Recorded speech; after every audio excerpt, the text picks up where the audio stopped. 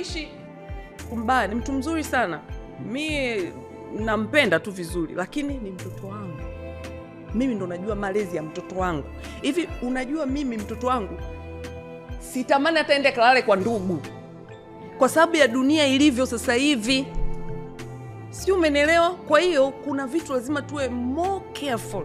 Haimaanishi kwamba mtu ni mbaya, lakini kwa tulipofikia ni mbaya. Kwa hiyo saa nyingine watu wanatusema mimi nawapenda sana watu wanaotuchukia. Amini kwamba mtu anayekuchukia anakufundisha kitu na anaweza kufikisha mbali kuliko hao wanaojifanyaga wanatupenda. Hao ndo wanafiki.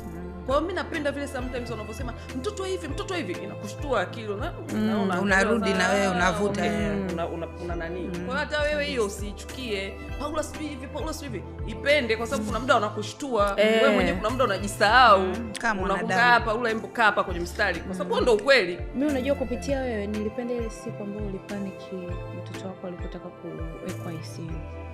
Nilipenda sana. Yaani kama kuna malaika wamekuala tu kwamba wewe mbona unaenda huko? Usiamini. Ndio umekubali. Mimi jamani Yaani kama malaika walikuwa wananicho. Ndio unataka kweli akadensi. Niko wewe, hebu rudi. Mimi mbali na yote mimi siamini mtu yote kwa mtoto wangu kiukweli. Yaani siamini. Mimi mpaka nishafuma ndugu wa mume wananisema, watoto wake kama yai kasi ni mwisho atakuwa mataira. Nikukaa tu ndani, acha wewe mataira ni wa kwangu. Mimi nimepusha watoto wangu jamani.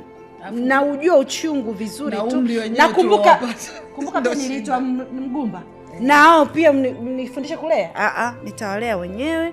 Mimi mwenyewe ninavyojua mimi mwenyewe. Kwa nilio